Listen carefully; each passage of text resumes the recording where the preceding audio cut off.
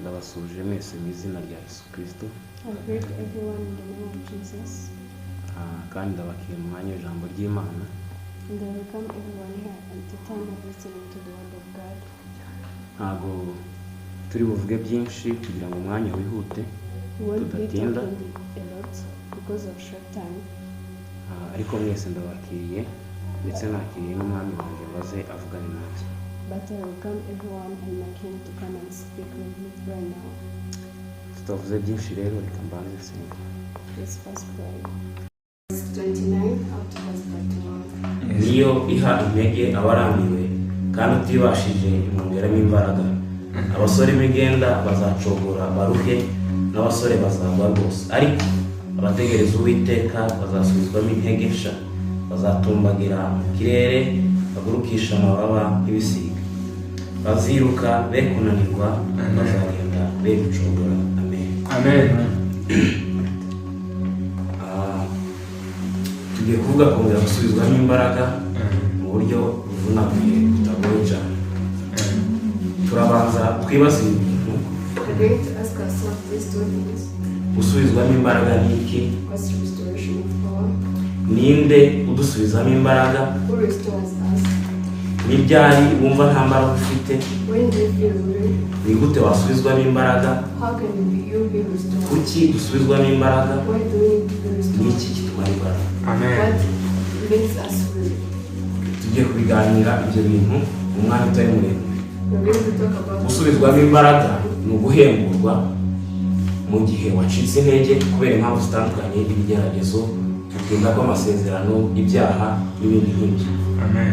restoration is regaining energy and power when you have been passing through the hard times of weakness due to different trials. Ku bantu nta muntu udacika intege habe n'umwe. Niryo tandukaniro ryacu n'Imana. Imana niyo yonyine itagicika intege. Amen.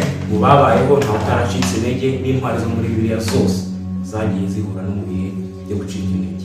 To people, it's very normal to get weak, but it's only God who is not weak. But for us, it's very normal to get weak, but God is the one who restores us. Ndetse n'igihe Yesu nawe yari yambaye umubiri kandi ari n'Imana, nawe yacitse intege muri buri gihe ari mu ishyamba ry'i Getsemani. Yacitse intege kubera umubiri, avuga ngo niba bishobotse iki gikombe kindebe. Imitsi y'umubiri, haleluya, imitsi y'umubiri iraturika, atangira kubira ibyuya by'amaso kubera gusa yari yambaye umubiri. Ijuru rimanura imbaraga, abwira abigishwa ngo muhaguruke tugende tumanake imbaraga. You remember when Jesus was in the Garden of Gethsemane, he was also feeling weak, and his vessel started to bleed, and they said, God, if you allow me, let this cup pass by me. Tuvuge kuri ba Eliya yaramaze kwica abahanuzi 850 ba Bali na ba Sheri, ariko akumva umugore umwe ukenyeye umugore ari mu musozi aragenda ajya mu giti cy'umutemu avuga ngo Mana wice kubera gusa yacitse intege. Let's talk about Eliya. When he yaramaze kwica abahanuzi ba Bali, yakoze ibitangaza umuriro wamanutse, ariko ahura n'ibihe byo gucika intege arahunga mu he had killed the prophets of God, ahunga umugore umwe kubera gusa yahuye n'ibihe byo gucika intege. he escaped one woman because of getting weak. Ba Mose nuko nguko bakuye Abisirayeli muri Egiputa, ariko bacika intege nabo kubera amagambo n'abantu bari bari kumwe, bakubita ku rutare inshuro ebyiri bimubuza kujya i Kanani. That's the same case with Moses. They made the Israelites to come across the Red Sea from Israel to Canaan, and by splitting a stick on the stone.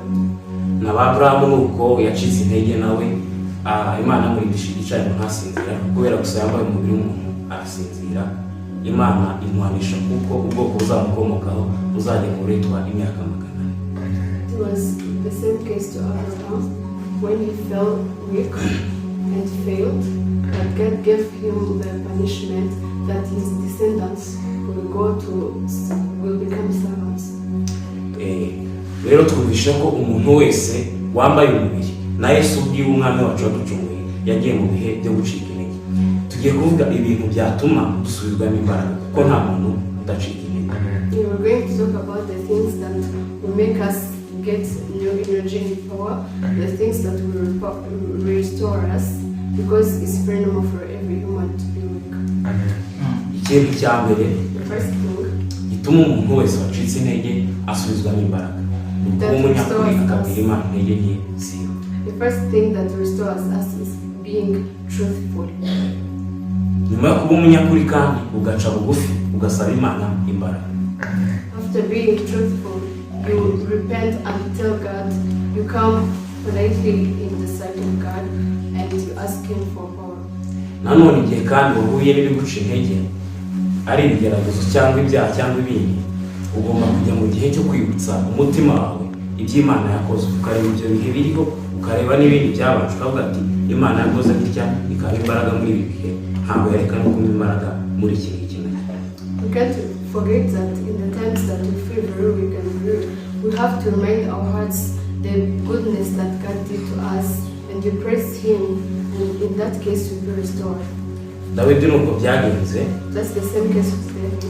Yari agiye gucika intege akaba yareka kurwanya Goliyati. He was going to fail fighting Goliath. Ariko yibutsa umutima wiwe ko yishe intare akica n'idubu. He reminded his heart that he once killed the lion and the bear. Abibwira umwami amwemerera kujya kurwana, aragenda kandi ararwana yica Goliyati kubera ko yibukije umutima wiwe iby'Imana yakoze biruta ibyo ngibyo yaragiye guhura nabyo muri uwo mwanya. He announced it to the king, and the king allowed him to go and fight Goliath. Icyakane Therefore, ni ugutumbira Imana yonyine, ukagira focus yawe, ntuhite ko hari umuntu wagusengera ugasubira mu ntege, ntutekereze ibindi bintu, ntutekereze umuryango cyangwa ababyeyi, ugatumbira Imana yonyine yo mu ijuru. Amen. The fourth thing is focusing on God. You let everything around you and you focus on God alone because He's the one who is able to restore us. Ibyo ni ibintu byari gutuma cyangwa se bituma umuntu wacitse intege asubizwamo imbaraga. Those are the things that can make you restored. Noneho tugiye kwibaza ngo kuki dusubizwamo imbaraga? Why do we need to be restored? Ese Imana dusubizamo imbaraga twabuze kugira ngo bigende gute? Why does God have to give us the power that we had lost? Icya mbere The first one, cyerekeye ku Mana yo ubwayo. regarding God. Imana irinda izina ryayo ngo ititwe indahemuka. God protects His name such that He's not called unfaithful. Kuko yasezeranyije abantu ngo umwuka wera nibamwakira ngo bazahabwa imbaraga. Because He promised His people that once they receive the Holy Spirit, they will get strength and power. Byakozwe n'intumwa rimwe umunani yarababwiye kugira ngo icyakora muzahabwa imbaraga umwuka wera nabamanukira. You will receive power once the Holy Spirit descends on you. Reka nkoreshe urugero kugira ngo mubyumve neza. Let me use an example such that you understand. Ngiye kugura iyi telefone When I was going to buy my phone, Tekino, it was taken up. aho nayiguriye kuri Tekino bambwira ngo tuguhaye garanti y'umwaka. They gave me a guarantee of 1 Ati year. ikibazo cyose izagira atari wowe giturutse uzagaruke tuguhinde. They assured me that they will give me a replacement once my phone gets broke in the period less than 1 year. Ibyo babikora kuko batankunze si urukundo baba bamfitiye. They don't- Ni izina ryabo. They don't know it because they don't do it because they love me. Amen. It's for the treasure of their name. Rero Imana nayo idusubiza imbaraga ititaye ku byo turimo kugira ngo irinde izina ryayo ryitwe indahemuka. God restores us such that His name keeps faithful. Icya kabiri The second, ni Imana idusubiza imbaraga kugira ngo duhamye ibyayo. God restores us such that we are the evidence to prove His work. Nari mvuze ndababwira abigishwa muzahabwa imbaraga umwuka wera nabamanukira muzaba abagabo bakumenya i Yerusalemu n'i Yudaya n'i Samariya kugeza no ku mpera z'isi.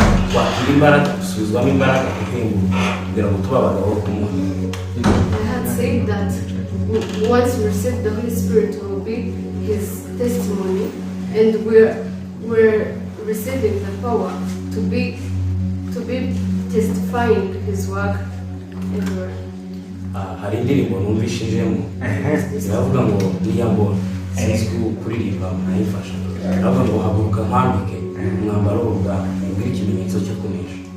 Ukaririmba umwanya muto cyane.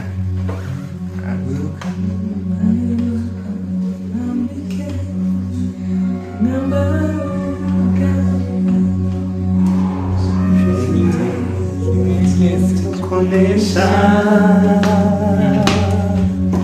nasezeranye ko nzitamurura urusaku rushize nahagurutswa n'ijambo nakubwiye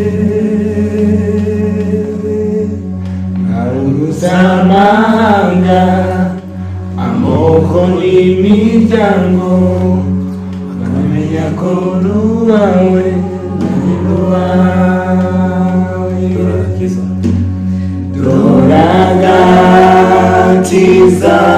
kataje mu bikari by'inzu yawe manukuza hombi we mutima ndetse nkwiye kurari wawe. Hanyuma iyo twakiriye imbaraga rero turahaguruka tugahamya katubwira ngo haguruka nkwambike umwambaro w'ubwami uhindura ikimenyetso cyo kunesha. Amoko n'amahanga n'imiryango bazamenya ko uwanjye wakiriye imbaraga. So after restoration, we stand up and testify that we are powerful, and God tells us that we are going to stand and tell everyone that we are great power. Icya gatatu iyo twahawe imbaraga Imana iduhereza imbaraga kugira ngo tugire ishaka ry'umurimo mwiza. The third one, God gives us restoration such that we are thirsty to work for God. in the ministry. turifashisha ba Pawulo And we're using examples nyuma like y'uko bari bagiye i Damasiko bakakira imbaraga z'umwuka wera after going to Damascus and receiving the power of the Holy Spirit, bemera no kubipfira. they accepted even to die for it. Muribuka na Petero wihakanye Yesu inshuro zigera muri 3, ariko nyuma y'uko yakiriye umwuka wera agasubizwa n'imbaraga yabaye umugabo wo guhamwa kugeza abipfiriye agapfa ahambwe ndetse agahambwa acuritse. You remember even Peter who denied Jesus 3 times, but even reached the state of dying after such that he will be testifying and witnessing him. Bivuze ngo natwe Imana iduhereza imbaraga ititaye ku byo twayikoreye byose byayibabaje, ariko aduhereza imbaraga kugira ngo dutangire tugire umurimo mwiza, tugire ishaka ry'umurimo mwiza tuyivugire muri benshi barimo. This means that God restores us not because of the weaknesses that we had along our lives, but to be the witnesses of His work. Icyakabiri, Therefore, Imana idusubizamo imbaraga kugira ngo duhindure amateka mabi yagiye ku buzima bwacu, ku muryango, ku bwoko n'igihugu ndetse n'isi. God restores us to change the history that had passed over our life and the country and the world at large. Imana yahaye Samusoni imbaraga kugira ngo akure igisuzuguriro ku cy'Abisirayeli Abafilisitiya bari bafiteho. Imana imuha imbaraga kugira ngo akureho ayo mateka, Abisirayeli batangire ubuzima bushasha budasuzuguwe n'Abafilisitiya. Amen. God gave power to Samson such that he can clear out all the Philistines against the bad image that they had against them. Nuko byagenze no kuri ba Dawidi It's the same case with David na ba Eliya and Elijah, kugira ngo bagarure Uwiteka mu gihugu. such that he can restore back God in their country. Bivuze ngo Imana iduhe imbaraga, iduhembura, ikadusubiza imbaraga kugira ngo duhindure amateka, dukureho ibyari biriho bitavuga Imana, dushireho ibivuga Imana muri ubu gihe. This means that God restores us such that we can change the history and manifest Him in everywhere. Noneho tugiye gusoreza ku kintu kivuga gutya, niki kitumara imbaraga. What makes us weary? Hari icyo numvise nirutse nasimbutse, ubundi guhemburwa bavuze ngo baguhembura ari uko watakaje ikintu wari ufite, so kugihabwa bwa mbere. You are restored because you had lost something you once had. Rero umwana w'umuntu yatakaje imbaraga igihe Adamu yacumuraga. Man lost power once Adam sinned. Yesu rero araza kugira ngo yongere aduhembura dusubize n'imbaraga. Jesus came to restore us. Ikibazo rero kiriho muri iki gihe, Yesu yaraje kuduhembura, ahubwo twebwe ntituremerera, ntiturakuraho, ntiturakora inzitizi zituma duhemburwa. The only problem that's here nowadays is that Jesus accepted to come and restore us, but the problem is that we do not want to clear out the barriers that are blocking Jesus to restore us. Amen. Icyambere rero kitumara imbaraga ari nacyo cyavuze tumaze imbere mu itangiriro ni icyaha. The first thing that makes us fail, as it was from the beginning, is sin. Mbere hose umwana w'umuntu yari afite imbaraga ku rupfu, afite imbaraga ku cyaha, afite imbaraga kuri Satani, ariko agikora icyaha atakaza ububasha. Before, Son of Man had power over sin, power over the world, and power over every evil thing.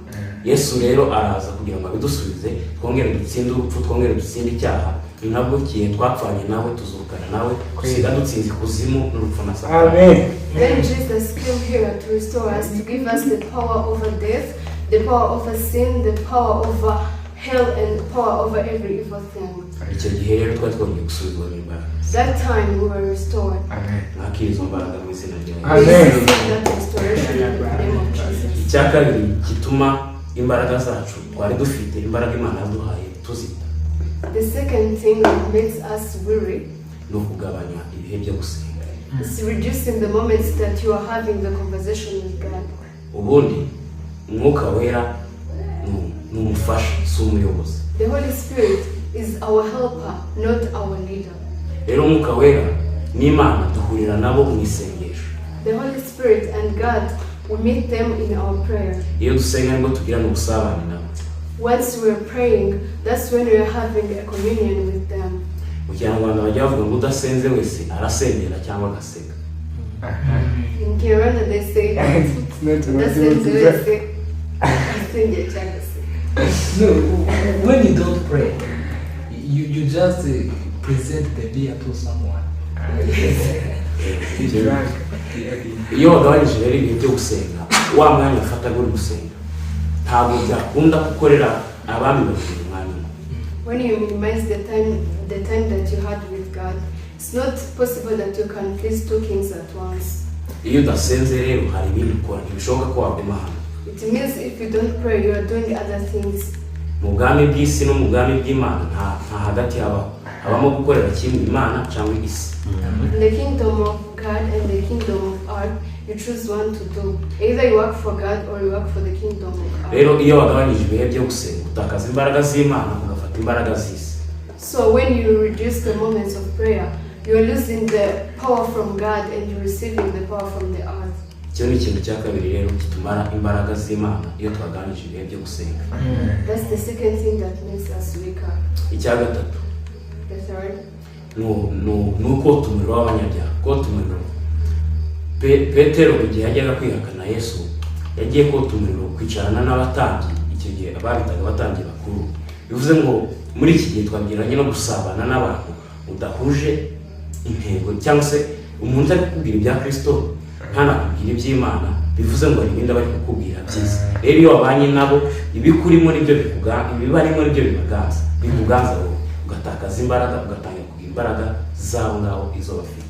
the third thing that makes us weary is spending a lot of time with the people having the vibes of the flesh, not the vibes of heaven. And then, as they talk to you, you are going to be overcome by what they are going to tell you every time. And you will be losing the sweetness of heaven. Umufaransa niwe wavuze ngo mbwira abo mugendana ndakubwira ukuri. rero natwe iyo tugendana n'abanyabyaha automatically dushobora kuba tutari abanyabyaha ariko twambaye umubiri wabo. rero twakambara imbaraga z'Imana twambaye umubiri w'abanyabyaha. bisaba ko gutandukana nabo ntibivuze ngo kutavugana nabo cyangwa se kutagendana nabo. gutandukana nabo mu buryo bw'umutima ntimuhuze intego, bakaba bajyaha nawe ukajyaha. A Frenchman once said, "Show me your friends, I tell you who you are." This means that if you're walking with those people, it means you're going to do the same.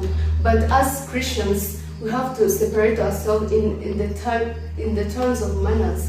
You separate yourself from those people, the worldly people. kuko gutandukana nabo byo ntibyashoboka. turigana, turasengana, turavugana ku social media. rero gutandukana nabo mu buryo bw'umubiri ntibyabaho kuko turi kumwe mu isi, kandi nta si y'abakristo baho uretse gusa mu mutima wabo niho bahurira n'Imana. rero gutandukana nabo ni ukudahuza imitekerereze. Pawulo niwe yavuze ngo ntimwishushanye na bihe, ahubwo bwose muhinduke mugize imitekerereze mishasha. It's impossible to totally separate from those people because they are the same people we're studying together, the same people we're spending every moment together. But what we should do is that we should separate our thoughts from theirs. icya kane gituma dutakaza imbaraga no kumena ibanga. turifashisha Samson. The fourth thing that makes us free is that revealing the secret from God. Samson yamenye ibanga, avuga ko imbaraga ziwe azikura mu misatsi. baramwogosha imbaraga zitakaza. Samson revealed his secret and revealed that his power was from his hair, and the hair was cut, he lost his power.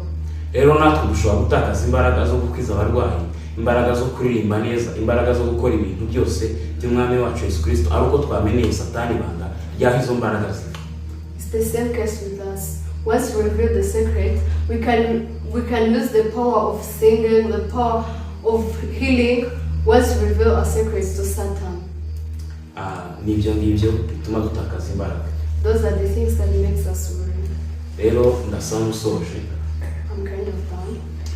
ndashima Imana yabanye natwe muri iri jambo, abaryumvishe hano n'abazaryumva mwese muzaryakire neza. Imana ibamugisha.